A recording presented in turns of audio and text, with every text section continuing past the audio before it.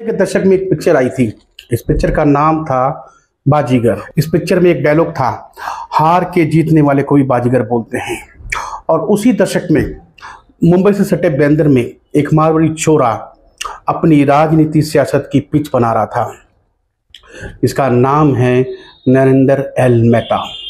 आज हम नरेंद्र मेहता के बारे में बात करेंगे। नमस्कार दोस्तों, मेरा नाम है पंकज बेती और आप देख रहे हैं जनतक। नरेंद्र मेहता आज की तारीख में मीरा बेंदर का सबसे खास नेता है।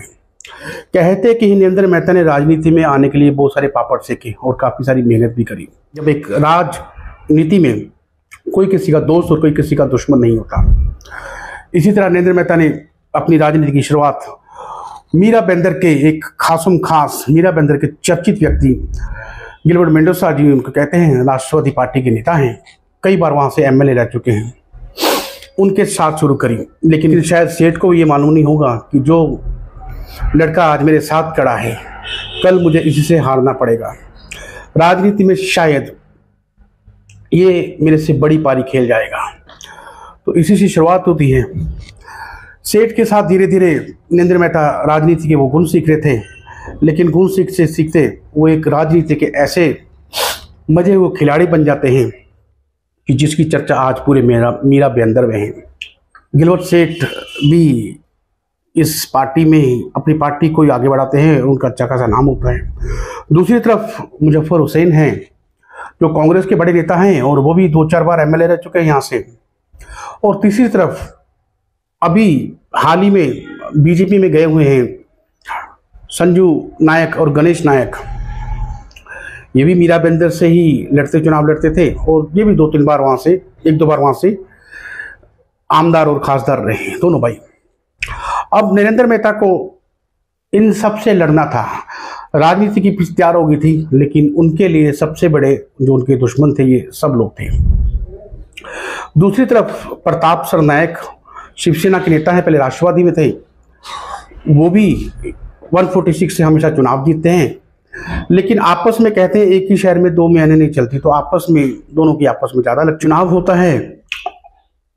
नरेंद्र मेहता अपक्ष लड़ते हैं और जीत जाते हैं। लोकल चुनाव की मैं बात कर रहा हूं। इस दौरान कांग्रेस को लगता है कि हमारा मेयर बन जाएगा, राष्ट्रवादी के साथ मेयर बनाने की कोशिश की जाती है और कांग्रेस डोल नगाड़े बजा देती है कि हमारा मेयर बनेगा। कहते हैं एक मीटिंग भी हुई थी मुजफ्फर हुसैन और गिलबर्ट सेठ के बीच में। उस मीटिंग में कुछ बातचीत हुई थी मेयर को बनाने के लिए, लेकिन मुजफ्फर हुसैन ने कांग्रेस की ही अगुवाई करी और कहा कि कांग्रेस का ही मेयर बनेगा और कांग्रेस का ही उप महापौर। तो इससे नाराज होकर सेठ वहां से उठ के चले जाते हैं। कांग्रेस को नहीं लगता कि हमें कोई क्षति पहुंचेगी, हम खुद सुबह मेयर बना ही लेंगे अपना। उनके समर्थक एक दूसरे को बधाइयाँ देते हैं और डोल नगाड़े बजाते हैं कि सुबह मेयर बन जाएगा। लेकिन बीच में आ जाते हैं नरेंद्र मेहता। नरेंद्र मेहता सुबह ऐसी एक चाल चलते हैं कि खुद अपक्ष चुनाव लड़ते हुए भी, किसी पार्टी से उनका लिंक होते हुए ना होते हुए मेयर की सीट पे बैठ जाते हैं और मीरा बेंदर के मेयर बन जाते हैं। यहीं से मीरा बेंदर के जो स्वरूप है बदलना शुरू हो जाता है। मेयर रहते हुए नरेंद्र मेहता का कार्य अच्छा कहला जाता है। कहा जाता है कि उन्होंने अच्छे कार्य किए थे उस समय और अच्छा एक मेयर मिला था मीरा बेंदर को। उसके बाद जब बात होती है सेठ और नरेंद्र मेहता के रिश्तों की, उस पर थोड़ी खटास आनी शुरू हो जाती है। लेकिन ये राजनीति है, इसमें कोई किसी का दोस्त और किसी का दुश्मन नहीं होता। राजनीति खुद को राज करने के लिए बनी है और नरेंद्र मेहता शायद वही कर रहे थे। वो राजनीति के हर पहलू को सीख गए थे और वो ये भी सीख गए कि शतरंज की बाजी में कौन सी चाल कब चलनी है और कब चलनी है। बाद में बीजेपी का यहाँ पर वर्चस्व नहीं था, लेकिन मीरा बेंदर में काफी सारे लोग रहते हैं, जैसे गुजराती, मारवाड़ी और यूपी वाले उत्तर भारतीय लोग भी वहां पर काफी रहते हैं। मीरा बेंदर इनके लिए एक अच्छा नेता बन गया था और इनके लिए एक चाहवान, एक समाजसेवी भी था। तो नरेंद्र मेहता ने इन सबको जोड़ा साथ करते। नरेंद्र मेहता ने पहले अपनी एक अच्छी सी टीम बनाई, जो स्ट्रॉन्ग टीम है, जो आज भी उनके साथ में है, और आगे बढ़ते गए। उन्होंने बीजेपी पार्टी को ज्वाइन किया और बीजेपी पार्टी के प्रमुख बने और धीरे धीरे बीजेपी पार्टी को वहां पर मजबूत कर दिया उन्होंने। जो राष्ट्रवादी के पुराने नेता थे उनको काटा, उनको लेके आए अपनी पार्टी में, और वो कुछ मुस्लिम समुदाय से भी कुछ लोग अपने साथ जोड़े, जैसे केजीएन कंपनी कहा जाता है, फिरोज शेख, उन्होंने उनको भी अपने साथ जोड़ा, चुनाव लड़ा बीजेपी की सीट से। 145 मीराबेंदर की सीट है, वहां से उन्होंने फिर दोबारा एक पायदान ऊपर चढ़ा और एक आमदार जिसको बोलते हैं एमएलए के लिए वो चुनाव लड़े, बीजेपी की कैंडिडेट बने। लेकिन इस बार वो यहां से चुनाव हार जाते हैं और गिलबर्ट सेठ को लगता है कि यहीं पर नरेंद्र मेहता की जो राजनीतिक सफर है वो खत्म हो गया। फिर उनके ऊपर एक दो केस और होते हैं, राजनीतिक केस ये सारे जो भी हुए नरेंद्र मेहता के ऊपर। लेकिन नरेंद्र मेहता इन सब से डरने वाले नहीं थे, वो कुछ और ही सोच के आए थे। जैसे मैंने बोला कि हार के जीतने वाले को बाजीगर बोलते हैं, ये हार उनके लिए एक सबक थी, लेकिन वो रुकने वाले नहीं थे। उनके विरोधियों को लग रहा था शायद वो रुक जाएंगे, लेकिन नरेंद्र मेहता ने कुछ और ही सोचा हुआ था। धीरे धीरे वो पार्टी को मजबूत करते हैं, भाजपा पार्टी और मजबूत हो जाती है मीराबेंदर में। और 14 में आपको मालूम ही है नरेंद्र मोदी की सरकार बनने वाली थी, देश में एक लहर चल रही थी भाजपा की, और उसी दौरान दोबारा 2014 में फिर उनको एक बीजेपी के कैंडिडेट द्वारा सीट मिलती है 145 से ही। लेकिन इस बार नरेंद्र मेहता पूरी तैयारी के साथ आए थे, उनको मालूम था राजनीति की चाल कैसे खेलनी है और कब खेलनी है और कहाँ खेलनी है। इस बार नरेंद्र मेहता 2014 में चुनाव जीत जाते हैं और मीराबेंदर को एक नरेंद्र मेहता के नाम से एक हिंदू एमएलए मिल जाते हैं। अब पूरी कहानी शुरू होती है मीराबेंदर की। मीराबेंदर का स्वरूप जब था, पहले पानी की दिक्कत थी, बिल्डिंगें इतनी अच्छी नहीं थी और सड़कें भी की हालत भी बहुत खस्ती थी। कोई सड़कें तो ऐसी थी कि वहां पर जाने के लिए लोग डरते थे। मीराबेंदर में जब नरेंद्र मेहता आए तो उन्होंने अपने कार्य को शुरू कर दिया। वहां पर उन्होंने अच्छे तरीके से पहले पानी की अच्छी व्यवस्था करी। यहाँ पर सड़कें नहीं थी, उन्होंने सड़कें बनाई। मुझे आज भी याद है हटकेश में जब हम जाते थे आगे तो वहाँ पर रोड नहीं थे, रास्ते नहीं थे। आज की तारीख में हटकेश में, मीराबेंदर में जितनी भी सड़कें बनाई हैं, जितने भी पार्क बनाए हैं, उसका श्रेय सिर्फ नरेंद्र मेहता को ही जाता है। नरेंद्र मेहता अब कार्य सम्राट बन चुके थे।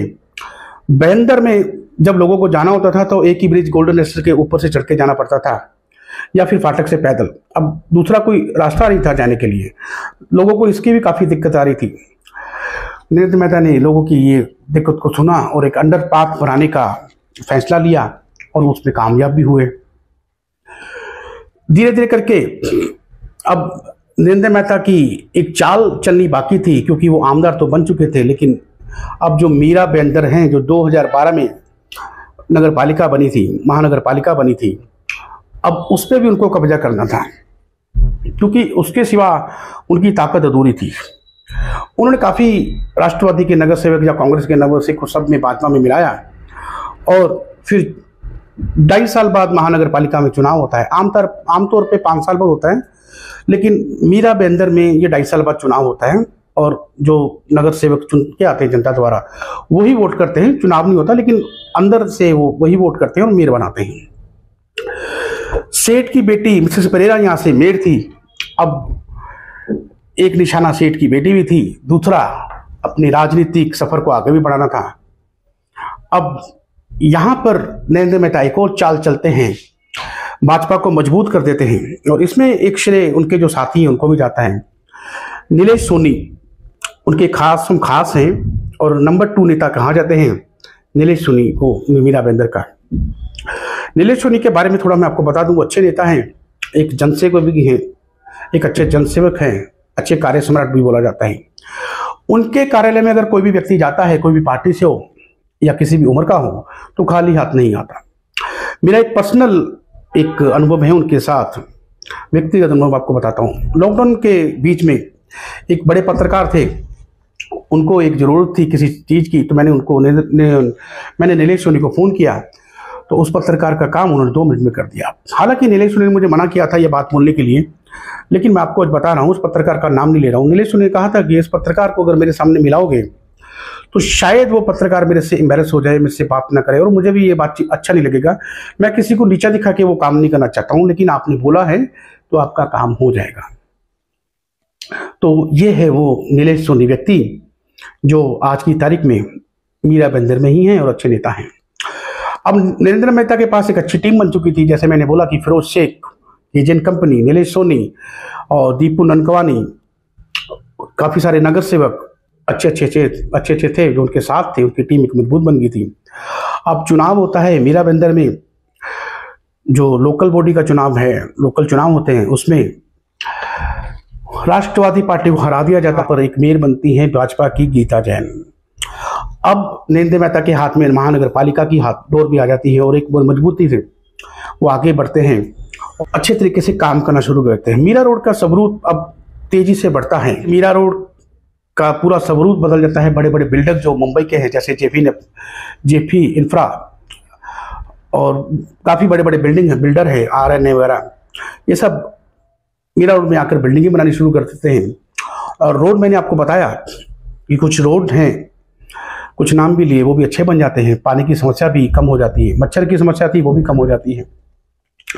नगर पालिका अच्छी तरीके से काम करना शुरू कर देती है और नरेंद्र मेहता हर चीज़ को देखते हैं, अपनी देखरेख में करते हैं। अब जनता भी नरेंद्र मेहता को पसंद करती है, लेकिन उनके जो विरोधी होते हैं वो हमेशा उन पर एक निशाना साधते हैं। बीच में एक कहानी है, नरेंद्र मेहता के जो खास थे, अब धीरे धीरे उनको छोड़ते हैं। ज़्यादा लोग नहीं, 2-3 लोग ही। उसमें से एक थे भगवान कौशिक। भगवान कौशिक पहले नरेंद्र मेहता के साथ में चुनाव प्रचार करते थे, लेकिन बाद में उनको लगा कि शायद कुछ कड़ियाँ मजबूत नहीं हो रही और वो उनसे अलग हुए। आज की तारीख में भगवान कौशिक अच्छे व्यक्ति हैं, उन्होंने एक अपनी पार्टी बनाई है, हमारी पार्टी नाम है। अब वो भी हाल ही में जो चुनाव आएंगे लोकल बॉडी के, उसमें लड़ने की तैयारी कर रहे हैं। बात यहीं तक नहीं होती, उसके बाद 2017 को फिर एक बार लोकल बॉडी का चुनाव होता है, जिसमें नरेंद्र मेहता अपनी पार्टी के लिए अच्छे कैंडिडेट को खड़े करते हैं। दूसरी तरफ शिवसेना मजबूत स्थिति में आती है, लेकिन राष्ट्रवादी पार्टी इस चुनाव में बहुत कमजोर नजर आती है। राष्ट्रवादी पार्टी को 2017 में अच्छे कैंडिडेट नहीं मिल रहे थे। जो पुराने कैंडिडेट थे या कार्यकर्ता थे, वो सब लोग भाजपा में चले गए थे। अब शिवसेना को लगता है कि इस बार हम चुनाव यहाँ से जीत लेंगे। वैसे तो दोनों की युक्ति थी, लेकिन यहाँ पर वैसे तो राज्य में दोनों की युक्ति थी, दोनों की मिलकर सरकार बननी थी, लेकिन मीरा बंदर में दोनों ही पार्टियां अलग अलग चुनाव लड़ रही थी और एक दूसरे के सामने थी। एक व्यक्ति हैं, यहाँ के MLA हैं 146 से, नाम है उनका प्रताप सनायक। पिछले ही दिनों उनके ऊपर ED के कुछ चार्जेस लगे थे, लेकिन जैसे ही भाजपा की सरकार बनी और बीच में शिंदे साहब आए तो उनके ऊपर से जो जितने भी ED के चार्जेस थे वो हट गए, उनकी छानबीन रुक गई। उन्होंने अपने कुछ कार्यकर्ताओं को जोड़ा और मुस्लिम इलाके से भी कुछ कार्यकर्ताओं को राष्ट्रवादी पार्टी से शिवसेना में लाए और लगा कि शायद इस चुनाव में इस बार शिवसेना जीत जाएगी। लेकिन नरेंद्र मेहता की प्लानिंग कुछ और थी और जनता उनको पसंद भी करती थी, क्योंकि कोई भी अगर उनके पास जाता था, रात को 2 बजे भी उनको फ़ोन करता था, तो नरेंद्र मेहता उनका फ़ोन उठा लेते थे और अच्छे से बात करते थे। कहा यह भी जाता है कि नरेंद्र मेहता के पास अगर कोई समाज सेवक जाता लोकल, तो अच्छा उसका अच्छे से सम्मान होता और उसकी बात सुनी जाती और उसका कार्य नरेंद्र मेहता द्वारा कर दिया जाता। कुछ पत्रकार भी थे जो नरेंद्र मेहता के विरोध में थे, लेकिन नरेंद्र मेहता उनकी भी बात सुनते, उनसे भी बातचीत करते और सारे मसले सॉल्व कर देते। नरेंद्र मेहता एक मीरा बंदर के अच्छे नेता बन चुके थे। लोगों की जुबान पर बस एक ही नाम था, नरेंद्र मेहता। लेकिन समय जब आता है तो एक बार नीचे गिरता ही है आदमी का। अब जो गीता जैन थी, 17 में जब चुनाव हुए, जब गीता जैन को मेयर की गद्दी छोड़नी पड़ी और चुनाव शिवसेना को लगा था हम जीत जाएंगे, लेकिन नरेंद्र मेहता वहां पर पूर्ण बहुमत से सरकार बना लेते हैं और मीरा बंदर महानगर पालिका में फिर एक बार नरेंद्र मेहता के थ्रू ही एक महानगर पालिका पे कब्जा हो जाता है और बनती है नरेंद्र मेहता की भाभी डिंपल मेहता। अब फिर वही हाल, लेकिन काम का सब अच्छे हो रहे थे। मीरा बंदर की डेवलपमेंट अच्छी तरह से हो रही थी। जो रोड सिमटन नहीं थे वो रोड सिमटन होने शुरू हो गए, सब कुछ अच्छा होना शुरू हो गया। लेकिन गीता जैन अब थोड़े विरोधी सुर में आ गई थी नरेंद्र मेहता के अगेंस्ट में। अब मेहता के साथ भी वही हो रहा था जो गिलबर्ट सेठ के साथ नरेंद्र मेहता का हुआ था। लेकिन ये राजनीति है। राजनीति में आपको मालूम है कि राजनेता खुद के लिए ही पहले राज करने के लिए बनते हैं। जो भी हो रहा था वो राजनीति में हो रहा था। अभी तक गीता जैन खुल के सामने नहीं आ रही थी, लेकिन मेरे एक इंटरव्यू में उन्होंने खुलकर नरेंद्र मेहता की पर आपत्ति जताई थी। नाम नहीं लिया था उन्होंने, लेकिन आपत्ति जताई थी। एक ही पार्टी में थे दोनों, लेकिन अब लॉबी अलग अलग बन चुकी थी। अब यहाँ पर चुनाव की तैयारी गीता जैन ने भी करनी शुरू कर दी थी। विधानसभा के चुनाव आने वाले थे 19 में, लोकसभा के चुनाव के बाद, तो तैयारी गीता जैन ने भी शुरू कर दी थी विधानसभा चुनाव के लिए। उनको लगता था कि भाजपा में शायद मुझे सीट मिल जाएगी। आखिरकार भाजपा फिर विश्वास जताती है और दोबारा उनको सीट दे देती है, और गीता जैन को सीट नहीं मिलती। चुनाव से थोड़ा सा पहले की मैं बात करूं तो गीता जैन एक तैयारी कर रही थी चुनाव की, लेकिन थोड़ी सी कमजोर नजर आ रही थी। लेकिन शिवसेना वाले उनकी प्रॉपर तरीके से सपोर्ट कर रहे थे। कुछ लोकल पत्रकारों को शिवसेना के कार्यकर्ता द्वारा यह भी बोला गया कि आपको गीता जैन की खबरें ज्यादा छापनी है और उनको अच्छी तरह से प्रकाशित करना है। अब गीता जैन के बारे में शिवसेना के कार्यकर्ता ऐसा क्यों बोल रहे थे?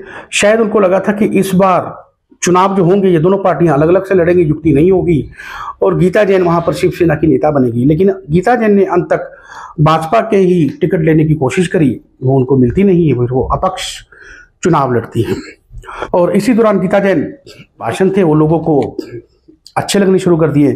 गीता जैन ने अपने भाषणों में थोड़ी नरेंद्र मेहता के बारे में थोड़ी आपत्तिजनक बातें भी बोली। थोड़ी सी लाइनें मैं आपको बताता हूँ। गीता जैन ने ये अपने आप को दुर्गा बोलते हुए और नरेंद्र मेहता को रावण बोलते हुए ये भी बोला कि मैं रावण का वध करूंगी। और इसी चुनाव में नरेंद्र मेहता जी थोड़ा कमजोर नजर आए। शायद कभी कभी ऐसा होता है कि जब आपके घर का ही आपके सामने खड़ा हो तो आप कमजोर तो होंगे ही। कुछ इमोशंस हर व्यक्ति में होते हैं। शायद नरेंद्र मेहता के पास भी वही, नरेंद्र मेहता के अंदर भी एक सॉफ्ट कॉर्नर होगा जिससे वो थोड़ा कमजोर नजर आए। यही चुनाव में एक पत्रकार है, मीरा बेंदर के एक पत्रकार है, नाम है अनिल नौटियाल। जब नरेंद्र मेहता चुनाव प्रचार कर रहे थे तो उन्होंने बड़े बड़े होर्डिंग छपाए, उसमें लिखा हुआ था नरेंद्र, देवेंद्र और नरेंद्र, यानी कि अर्थ इसका बनता है नरेंद्र मोदी प्रधानमंत्री, देवेंद्र फडणवीस मुख्यमंत्री और फिर नरेंद्र मेहता उनका नाम अपना। पत्रकारों से सवाल पूछते हैं कि क्या आपने जो लगाए हैं, ये बोर्ड लगाए हैं, इसमें आपने नरेंद्र मोदी जी का नाम लिख दिया, आप क्या उनकी इज्जत नहीं करते? कुछ ऐसा सवाल पूछा तो नरेंद्र मेहता उसमें पजल हो जाते हैं। तो वो बोल देते हैं कि ये नरेंद्र मैंने अपना नाम ही लिखा है और देवेंद्र मुख्यमंत्री और नरेंद्र फिर मैंने अपना नाम लिखा है। लेकिन पत्रकार उनसे पूछते हैं कि देवेंद्र मुख्यमंत्री हैं आपके, आपने उनका नाम भी अकेला देवेंद्र ही लिखा है। हालांकि पत्रकार को ऐसे सवाल नहीं करने चाहिए थे, लेकिन पीछे कोई था जो पत्रकारों को बेचकर नरेंद्र मेहता से ये सवाल करवा रहा था। पत्रकार अगर सही तरीके से सवाल पूछते तो उनके पिछले 5 साल के काम का ब्यौरा मांगते कि आपने 5 साल में क्या किया या क्या नहीं किया। लेकिन नरेंद्र मेहता के पीछे से एक वार हो रहा था, उनकी विपक्षी उनकी चालें चल रही थी कि उनको ऐसे बेफालतू सवाल पूछे जाए, उनको पजल किया जाए। वीडियो वायरल हो जाता है और इस चुनाव में गीता जैन, लोगों को लगता है कि शायद गीता जैन हमारे लिए अच्छा काम करेंगी और मीरा बेंदर का थोड़ा सुधार होगा। लेकिन और नरेंद्र मेहता के लिए थोड़ी इस चुनाव में कड़ी कमजोर हो जाती है और गीता जैन चुनाव जीत जाती है। अब चुनाव जीतने के बाद लोगों को लगता है कि गीता जैन हमारी अच्छी आमदार बनेगी, लेकिन चुनाव जीतने के बाद लोगों को तब मालूम चलता है कि अच्छे नेता तो नरेंद्र मेहता ही थे, जो लगभग हर किसी का फोन तो उठाते थे। उनके बाद अपने जो उनके पीए हैं वो भी लोगों का फोन उठाना बंद कर दिए। हालांकि जो कुछ पत्रकार थे उन्होंने उनका भी फोन उठाना बंद कर दिया और लोगों के बीच में कम आना जाना शुरू हो गया। इससे जो गीता जैन के साथ में थे, जो पहले नरेंद्र मेहता के साथ में थे, भगवान कौशिक जी, उनके साथ मेरी एक दो बार विषय में बात हुई तो उन्होंने बोला कि अब गीता जैन वो गीता जैन नहीं है जो पहले थी। अब गीता जैन अलग हो गई है, उनको राजनीति आ गई और राजनीति अच्छे तरीके से कर रही है, लेकिन वो जनता के लिए काम नहीं कर रही। ये जो बोल हैं ये भगवान कौशिक जी के हैं। लोगों का जो प्यार था गीता जैन से वो थोड़ा कम होना शुरू हो गया। लेकिन इसके बीच अभी नरेंद्र मेहता के खिलाफ एक और बड़ी साजिश रची जा रही थी। एक दिन एक वीडियो वायरल हो जाता है, जो वीडियो नरेंद्र मेहता का खुद का होता है, जिसमें नरेंद्र मेहता आके बोलते हैं कि मैं राजनीति से संन्यास ले रहा हूं। एक ऐसा वीडियो आ जाए और पूरे मीरा बेंदर में ये वीडियो घूमने लगा और वायरल होने शुरू हो गया कि ये क्या हो गया कि एकदम से ही मेहता साहब ने राजनीति से संन्यास लेने का ऐसा मन क्यों बना लिया। लेकिन अब ये तो एक टेलर था, इसके बाद एक बड़ी साजिश जो नरेंद्र मेहता के खिलाफ करी जा रही थी, दूसरे दिन ही 2-3 वीडियो और वायरल होते हैं जिसमें आपत्तिजनक से नरेंद्र मेहता को दिखाया गया और उनकी राजनीतिक छवि खराब करने की कोशिश करी गई। उनके ऊपर द्वारा इस केस के ऊपर एफआईआर भी होती है। थोड़ा लोगों को लगा कि मेहता जी की अब राजनीति खत्म होगी, उनके विपक्षियों को, सब विपक्षी मिलके उनके लिए एक राजनीतिक चाल चल रहे थे और उनके ऊपर एक एफआईआर हो जाती है। थोड़े दिन नरेंद्र मेहता जी गायब रहते हैं। गायब नहीं कह सकते, कानून की प्रक्रिया है। उन्होंने हाईकोर्ट में बेल लगाई थी। हाईकोर्ट में देखो, जब आदमी एक बेल लगाता है तो जब तक बेल नहीं होती तो एक कानून की प्रक्रिया है। लेकिन लोगों का कहना था कि नरेंद्र मेहता फरार हो गए या कुछ हो गए। उनके विपक्षी भी तरह तरह की बातें करनी शुरू कर दी। वो भी एक वीडियो वायरल हुआ जब नरेंद्र मेहता अपनी गाड़ी में अपने दोस्त के साथ कहीं जा रहे थे।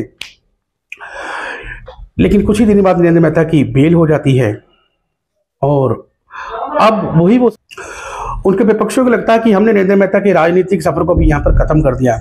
लेकिन नरेंद्र मेहता जब वापस आते हैं तो उनकी ताकत और बढ़ जाती है, क्योंकि उनके जो परिवार से थे उनको परिवार से काफी अच्छा समर्थन मिल रहा था। दुर्गा, अपने आप को दुर्गा बोलने वाली गीता जैन को शायद ये नहीं मालूम था कि नरेंद्र मेहता के परिवार से उनको अच्छा समर्थन मिल रहा है। नरेंद्र मेहता इस बार जब वापस आए तो उन्होंने अपनी पार्टी के लिए दोबारा से काम करना शुरू कर दिया। उनके विपक्षी कहते थे इन्होंने तो राजनीति से संन्यास ले लिया, तो ये कैसे अपनी पार्टी के लिए काम कर सकते हैं। लेकिन अभी एक चाल और बाकी थी। अब मेहता अपने वही पुराने रंग और जोश में थे। फिर दोबारा 2.5 साल बाद महानगर पालिका के चुनाव होते हैं। लोगों को लगता है कि इस बार शिवसेना आ जाएगी, क्योंकि लोगों को तो वोट डालनी थी और गीता जैन आमदार थी। गीता जैन ने खुद अपनी जो वोट थी वो शिवसेना को दी। लेकिन उनको लगा था कि हम यहाँ से चुनाव जीत जाएंगे। लेकिन नरेंद्र मेहता उससे पहले एक चाल चल चुके थे और वो इस बार भी यहाँ पर जीत जाते हैं और मेयर बनती है ज्योत्सना हंसाने। चाहे आमदार कोई भी बना हो, लेकिन महानगर पालिका अब नरेंद्र मेहता के हाथ में ही होती है। लोगों को कोई भी काम होता तो नरेंद्र मेहता को याद करते और नरेंद्र मेहता उनका काम भी कर देते हैं। लेकिन वहीं दूसरी तरफ गीता जैन के बारे में अगर कहा जाए तो लोग उनके पास जाते हैं, लेकिन उनसे कोई काम लोगों का खासकर होता नहीं। नरेंद्र मेहता के समर्थक इससे बहुत खुश थे और उनकी एक अच्छी टीम थी और उनकी एक ताकत है, उनकी टीम ही है। और इस बार एक कहानी और है। नरेंद्र मेहता के जो दोस्त हैं हसमुख गहलोत, उनको उप महापौर बना दिया जाता है। हसमुख गहलोत के बारे में अगर बात की जाए तो एक बहुत अच्छे नेता हैं। उनसे मिलने के बाद एक अलग सी ऊर्जा आती है। बहुत एनर्जेटिक नेता है वो कभी किसी से फालतू बात नहीं करते, तथ्य पर बात करते हैं। और तथ्य पर मुझे नहीं लगता कि उनसे कोई बहस करने वाला व्यक्ति आज तक दूसरा कोई होगा। उनको बहुत अच्छी नॉलेज है और तथ्य पे वो सही बात करते हैं। तो ये कहानी है नरेंद्र मेहता की। नरेंद्र मेहता ने कभी भी हार नहीं मानी। चुनाव हार गए, लेकिन चुनाव हारने के बाद भी उन्होंने महानगर पालिका को अपने कब्जे में रखा और अपनी एक अच्छी भाजपा की टीम बना के रखी जो उनके साथ ही काम करना पसंद करती है। हारने के बाद भी नरेंद्र मेहता का वर्चस्व बना रहा मीरा रोड में। और आज भी जितने भी समाज सेविक हैं या कुछ लोग हैं वो नरेंद्र मेहता के पास ही जाना पसंद करते हैं, हालांकि वो जो आमदार दूसरे हैं उनके पास कम। तो ये थी कहानी नरेंद्र मेहता की। इसलिए मैं इनको बोलता था कि हार के भी जीतने वाले को बाजीगर बोला जाता है। तो इस कहानी में आपको अगर कुछ शिकायत हो या कुछ गलती हो तो आप हमारे कमेंट सेक्शन में लिख सकते हैं और उसके लिए आप हमें बता भी सकते हैं। तो ये हमारी कहानी थी। नमस्कार, मेरा नाम है पंकज बेदी और आप देख रहे हैं जनता।